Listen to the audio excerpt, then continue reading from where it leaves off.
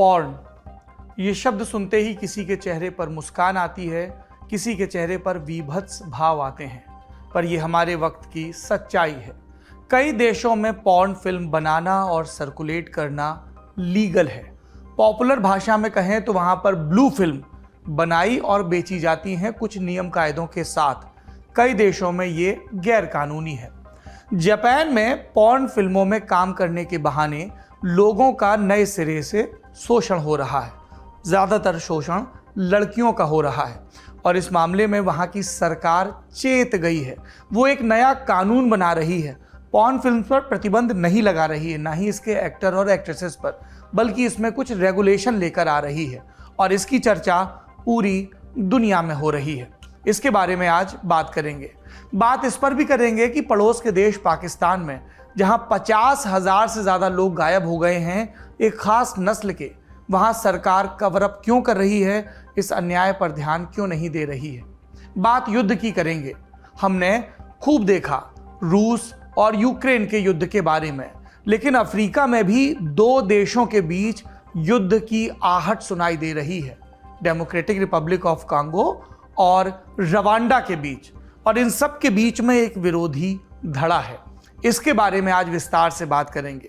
बात इस पर भी करेंगे कि दुनिया के दो देश जो नक्शे पर बहुत दूर हैं, क्यूबा और कंबोडिया, वहां पर किस तरह से सरकारें उनके खिलाफ जो भी जनमत लाने की कोशिश कर रहे हैं, दल या पक्ष उनका शोषण या उनको कुचलने का काम कर रही हैं।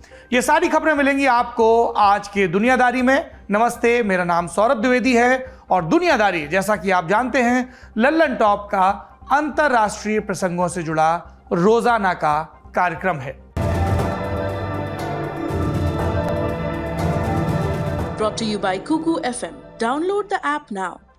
दुनियादारी के आज के एपिसोड के स्पॉन्सर यानी कि सहयोगी हैं कुकू एफएम। कितना सही नाम है ना, जैसे कुकू, जैसे हमारे चाचा हैं उनका नाम है कुक्कू। बचपन में ना लोगों के नाम ऐसे प्यार से रखे जाते थे जो जीभ पर आसान हो, कुक्कू, पप्पू, राजू, मुन्ना, शिब्बू, कहानी खत्म। कुकू एफएम का क्या है, ये एक ऑडियो बुक का प्लेटफॉर्म है। दुनिया जहाँ की किताबें यहाँ पर मिलती हैं और यहाँ पर अगर आप प्रीमियम सब्सक्रिप्शन लेंगे अपने लिए, अपने परिवार के लिए, तो आपको मिलेगी एक छूट, मुफ्त मुफ्त मुफ्त। पर ये बात तो पहले बोल चुका हूँ, एंकरिंग में सिखाते हैं कि अपने डायलॉग्स बार बार रिपीट नहीं करने चाहिए। You can not be predictable. Kuku FM एक खास ऑफर लेकर आया है। अगर आप अपने घर में कुकू एफएम का सब्सक्रिप्शन लेते हैं 19 जून 2022 तक, तो आपको 50% की छूट मिलेगी। इसके लिए कोड बदल गया है। नया कोड गौर से सुनो, LT50 कोड नहीं है, अभी कोड है घर 50, GHAR घर 50। बाकी डिस्क्रिप्शन में ज़्यादा जानकारी। हम चले जापान, जहाँ पर पॉर्न इंडस्ट्री के बदलावों की बात करनी है।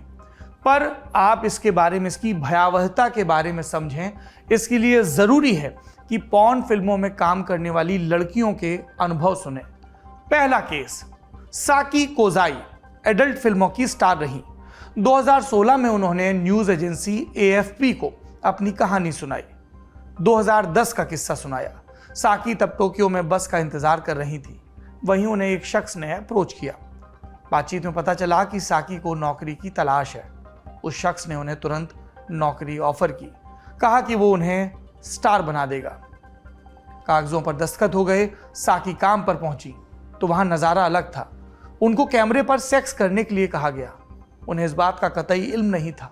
बकौल साकी, मैं अपने कपड़े नहीं उतार पाई, मुझे सिर्फ रोना आ रहा था। लेकिन उनका रोना उन्हें बचा पाने में नाकाम रहा। वो वापस लौटना चाहती थी, पर धमकी दी गई कि वापस लौटी तो भारी भरकम जुर्माना चुकाना पड़ेगा और घर वालों को सब बता दिया जाएगा। नतीजतन साकी को हार माननी पड़ी। पर जापान में साकी की कहानी इकलौती नहीं। उनकी जैसी कई लड़कियां हैं जो प्रलोभन और धमकी के जरिए पॉर्न फिल्मों में काम करने के लिए जिन्हें मजबूर किया जाता है। एक मकड़जाल सा है जिसके जरिए नए लोगों को इस इंडस्ट्री में लाया जाता है और इंगेज करके रखा जाता है। किस तरह से? कभी जुर्माने के लिए धमकाया, कभी कॉन्ट्रैक्ट में ऐसे नियम रख दिए जिसके चलते नौकरी छोड़कर जाना मुश्किल हो गया, और कुछ एक दफ़ा तो ये चेतावनी ही काम कर जाती है कि कोई दूसरा नौकरी नहीं देगा तो जाके बता देंगे कि पहले क्या करती थी, और काम करने से मना किया तो हमारे एजेंट तुम्हारे यूनिवर्सिटी कैंपस या घर में जाकर जुर्माना मांगेंगे पड़ोसियों को भी सब पता चल जाएगा। ये एक एक्सपीरियंस था, एक केस था। अब दूसरा अनुभव सुनिए। जून 2016 में क्योडो में पुलिस ने एक टैलेंट एजेंसी से जुड़े 3 लोगों को गिरफ्तार किया। उनके ऊपर एक महिला ने कैमरे पर बलात्कार करने का आरोप लगाया था। महिला को 2009 में मॉडल के तौर पर हायर किया गया, फिर एक वीडियो प्रोडक्शन कंपनी के पास भेजा गया। वहां उससे जबरदस्ती एडल्ट फिल्मों में काम कराया गया। जब काम छोड़ने की उसने कोशिश की, स्टाफ ने उसे धमकाया, कहा कि घर वालों को तुम्हारी पहचान बता दी जाएगी और माँ बाप से जुर्माना वसूला जाएगा। कई सालों तक लड़की ये कुकृत्य झेलती रही, फिर हिम्मत करके पुलिस में रिपोर्ट लिखाई, तब जाकर आरोपियों को गिरफ्तार किया जा सका। तीसरी कहानी, ये रिपोर्ट जून 2022 में जापान टाइम्स में छपी थी। इसमें एक सर्वाइवर ने नाम बदलकर कहानी सुनाई। नाम रखा माइको। कुछ बरस पहले तक वो एक एजुकेशन कंपनी में काम करती थी, फिर कंपनी पर संकट आया तो नौकरी चली गई। हालत इतनी खराब हुई कि माइको घर का किराया नहीं दे पा रही थी। एक दिन उन्होंने इंटरनेट पर पॉर्न टाइप किया और वहां पर उन्हें एक वेबसाइट मिली और उसमें वैकेंसी दिखी। माइको को लगा कम वक्त में ज़्यादा पैसे कमाए जा सकते हैं, तंगी दूर की जा सकती है। वो इंटरव्यू देने गई। उन्हें पहले दिन ही नौकरी मिल गई। उन्होंने न्यूड मॉडलिंग यानी नग्न होकर तस्वीरें खिंचवाना, वीडियो बनवाना शुरू कर दिया। ठीक ठाक पैसे मिले। फिर एक दिन पार्टी का न्योता मिला। पार्टी में उन्हें पीने के लिए एक ड्रिंक दी गई, जिसके बाद वो बेहोश हो गई। जब बेहोशी टूटी तो वो एक दूसरे शख्स के साथ कमरे में थी। इस घटना के बाद उस शख्स ने माइको को 1 साल तक ब्लैकमेल किया और धमकी दी कि मैं तुम्हारी तस्वीरें रिलीज कर दूंगा। माइको ने इससे बचने के लिए दूसरा रास्ता निकाला।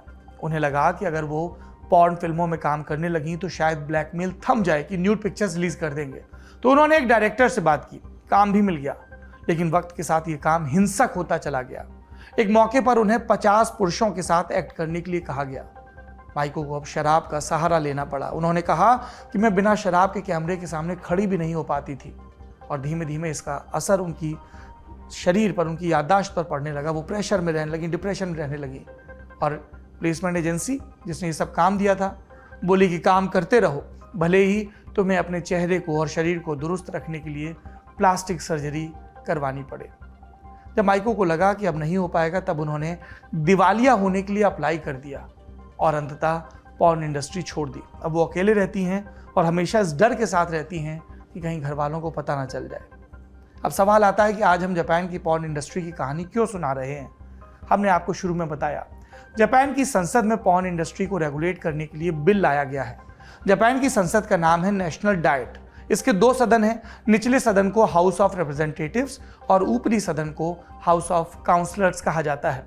निचले सदन ने इस बिल को पास कर दिया है। ऊपरी सदन में इसी महीने जून में चर्चा होगी। इस बिल के पास होने से क्या होगा? पॉर्न इंडस्ट्री में काम करने वाले लोग अपनी मर्जी से कॉन्ट्रैक्ट रद्द कर पाएंगे। अगर वो ऐसा करते हैं तो वीडियो वेंडर्स फुटेज हटाने के लिए बाध्य होंगे, यानी उनके वीडियो हटा दिए जाएंगे सारी वेबसाइट से। कॉन्ट्रैक्ट साइन करने और शूटिंग के बीच में कम से कम 1 महीने का वक्त होना चाहिए और शूटिंग और पब्लिक रिलीज के बीच में 4 महीने का अंतर, ताकि लोग विचार कर सकें कि उन्होंने जो किया है वो आगे भी करना चाहते हैं, इस फील्ड में रहना चाहते हैं या नहीं। जानकारों की माने तो इस कानून से नौजवानों को इंडस्ट्री में फंसने से बचाया जा सकेगा। हालांकि ये शुरुआत भर है। अभी ऐसा माहौल तैयार करने की जरूरत है जिसमें पीड़ित खुलकर अपने साथ हुए अपराध की कहानी बयां कर सके और दोषियों को सजा मिले। अगर पीड़ितों को उचित माहौल नहीं दिया गया तो कानून की सफलता पर संशय बना रहेगा। यह था आज का बड़ी खबर, पर खबरें और भी हैं। पहली खबर पाकिस्तान से सुर्खी की शक्ल में। सिंध विधानसभा के सामने प्रदर्शन कर रहे लोगों की गिरफ्तारी के बाद हालात वहां पर गर्म हो गए हैं। प्रदर्शनकारी अपने गायब करीबियों के बारे में जानने के लिए इकट्ठा हुए थे। गिरफ्तारी के खिलाफ कई नेताओं ने विरोध दर्ज कराया। 7 जून को खुफिया अधिकारियों ने डोडा बलोच और गमशाद बलोच को उनके घर से उठाया था। इसके बाद से दोनों का कोई पता नहीं।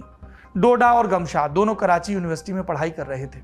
उनके घर वालों और मानवाधिकार संगठनों ने घटना का पर विरोध दर्ज कराया। 12 जून की रात वो सिंध विधानसभा के गेट पर पहुंचे। पुलिस ने उन्हें उठाने की कोशिश की, नहीं हटे तो बुरी तरह घसीटते हुए ले जाया गया। बाद में रिहा किया गया। हालांकि अभी भी सरकार असली मुद्दे पर बात करने से हिचक रही है। क्या है असली मुद्दा? सुनिए। Voice for Baloch missing persons गायब हुए बलोच नागरिकों के लिए आवाज उठाती है। उनका दावा है कि अब तक 53,000 से ज्यादा बलोच नागरिकों को जबरदस्ती उठाया जा चुका है। उनके बारे में अभी तक पता नहीं। पाकिस्तान सरकार इस आंकड़े को कम करके बताती है, पर आगे बढ़कर जिम्मेदारी लेने में असमर्थ है। इसके पीछे की वजह मिलिट्री एस्टेब्लिशमेंट से जुड़ी है। लोगों के मिसिंग होने की ज़्यादातर घटनाओं के पीछे खुफिया एजेंसी ISI है। ISI आतंकवादी का टैग लगाकर लोगों को उठाती है। कुछ आरोप फैक्चुअल होते हैं। ज़्यादातर में बलूच नागरिकों पर दहशत कायम करने के लिए केस किया जाता है। ISI जाहिर तौर पर आरोप से इनकार करती है और कहती है गायब हुए लोग पहाड़ों में छिप गए होंगे या उन्हें तालिबान ने मार दिया होगा। जैसा कि चलन है, पाकिस्तान में चुनी हुई सरकार से ज़्यादा शक्ति सेना के पास है, इसलिए सब जाहिर होने के बावजूद घटनाओं पर लगाम नहीं लगती। इमरान जब प्रधानमंत्री नहीं बने थे तब कहते थे कि गायब बलोच नागरिकों को वापस लाऊंगा, पर हुआ उल्टा। उनके कार्यकाल में मिसिंग बलोच नागरिकों की संख्या बढ़ गई। नए नवेले प्रधानमंत्री शहबाज शरीफ, इनसे भी किसी भी तरह की उम्मीद करना बेमानी होगा। इन घटनाओं पर पाकिस्तान की बाकी संस्थाएं क्या कर रही हैं? 2006 में पाकिस्तान की सुप्रीम कोर्ट ने इन घटनाओं की सुनवाई शुरू की, पर कुछ वक्त बाद ही तत्कालीन राष्ट्रपति परवेज मुशर्रफ ने सभी जजेस को बर्खास्त कर दिया, इमरजेंसी लगा दी। 2011 में पाकिस्तान की सरकार ने मिसिंग पर्सन्स की जांच के लिए कमीशन बनाया। सितंबर 2020 में भी इंटरनेशनल कमीशन ऑफ जूरिस्ट ने एक रिपोर्ट छापी। सामने आया कि 9 साल में इस कमीशन ने एक भी आरोपी को सजा नहीं दी। ऐसी स्थिति में बलोच नागरिकों के लिए न्याय की संभावना क्षीण हो जाती है। दूसरी सुर्खी डेमोक्रेटिक रिपब्लिक ऑफ कॉन्गो से है। अफ्रीका के 2 बड़े देशों के बीच युद्ध की आहट सुनाई दे रही है। DR कॉन्गो का एक विद्रोही गुट है, मार्च 23 मूवमेंट, शॉर्ट में से M23 के नाम से भी जाना जाता है। इस गुट ने DR कॉन्गो की सरकार के खिलाफ मोर्चा खोल रखा है। UN की एक रिपोर्ट के अनुसार M23 को बनाने के पीछे रवांडा की सरकार थी। रवांडा इससे इनकार करती है। M23 चर्चा में क्यों है? 12 जून को इस गुट ने DR कॉन्गो के बुनागाना शहर पर कब्जा कर लिया, जिससे देश नाराज हो गया। उसने कहा कि रवांडा ने असल में हमला किया है, M23 तो कवर है, हम अपनी जमीन के लिए जान लड़ा देंगे। अब तक रवांडा सरकार का जवाब नहीं आया है। अगर इस मामले को शांति से नहीं सुलझाया गया तो रक्तपात रोकना असंभव होगा। ये तो वर्तमान हालत की बात हुई। दोनों देशों के बीच, कांगो और रवांडा के बीच झगड़े का बैकग्राउंड क्या है? DR कॉन्गो और रवांडा दोनों पर ही एक वक्त बेल्जियम का शासन था। 1960 के दशक में दोनों आज़ाद हुए। दोनों जगहों पर सिविल वॉर और तख्ता पलट रोजमर्रा की घटना थी। अप्रैल 1994 में रवांडा में एक बड़ा जनसंहार भी हुआ था, जिसकी हमने आपको कहानी सुनाई थी। क्या हुआ था? बहुसंख्यक हुतू आबादी ने कम से कम 8 लाख तुत्सी और उदार हुतू लोगों को अपना निशाना बनाया था। Can you imagine the number? 8 lakh. जब नियम कानून पटरी पर लौटे तब हत्यारों की तलाश शुरू हुई, पर हत्यारे ज्यादातर भागकर पड़ोस के देशों में छिप गए थे। रवांडा का आरोप है कि DR कॉन्गो ने जनसंहार के दोषियों को अपने यहां शरण दी। दोनों देश एक दूसरे के इलाके में अलग अलग विद्रोही गुटों के जरिए अशांति फैलाने का इल्जाम भी लगाते रहते हैं। M23 ऐसा ही एक गुट है। इसमें ज्यादातर तुत्सी समुदाय के लोग हैं। उनका कहना है कि वो democratic forces for the liberation of Rwanda से मुकाबला कर रहे हैं। इसको शॉर्ट में कहते हैं FDLR। FDLR में वैसे हुतू भी शामिल है जो रवांडा जनसंहार के बाद भागकर DR कॉन्गो आ गए थे। रवांडा में इस समय पॉल कगामी की सरकार चल रही है। कगामी तुत्सी हैं, इसलिए कथित तौर पर M23 को रवांडा सरकार सपोर्ट करती है। M23 को सबसे बड़ी कामयाबी नवंबर 2012 में मिली थी, जब इसने गोमा नाम के एक शहर को जीत लिया था। उस समय UN और कॉन्गो की सेना ने मिलकर उन्हें पीछे धकेल दिया था। फिर DR कॉन्गो की सरकार ने उनके साथ समझौता भी कर लिया था। दोनों पक्षों के बीच सीज फायर हो गया था। M23 के कई लड़ाकों को सेना में नौकरी मिल गई थी, तो एक दशक तक शांति रही। पर मई 2022 से ये गुट नए सिरे से एक्टिव हो गया। मई में M23 ने DR कॉन्गो के एक आर्मी बेस पर हमला किया। फिर एक शहर पर कब्जे की खबरें आई हैं। DR कॉन्गो रवांडा के साथ आर पार के मूड में दिख रहा है। अफ्रीकन यूनियन कमीशन ने शांति की अपील की है, पर ताली एक हाथ से नहीं बजती, शांति भी एक अलाप से नहीं आती। देखना होगा दोनों देशों को सद्बुद्धि आती है या नहीं। आज की तीसरी और आखिरी सुर्खी सरकारी दमन परियोजना से जुड़ी है। मामला क्यूबा और कंबोडिया का है। पहले क्यूबा की खबर।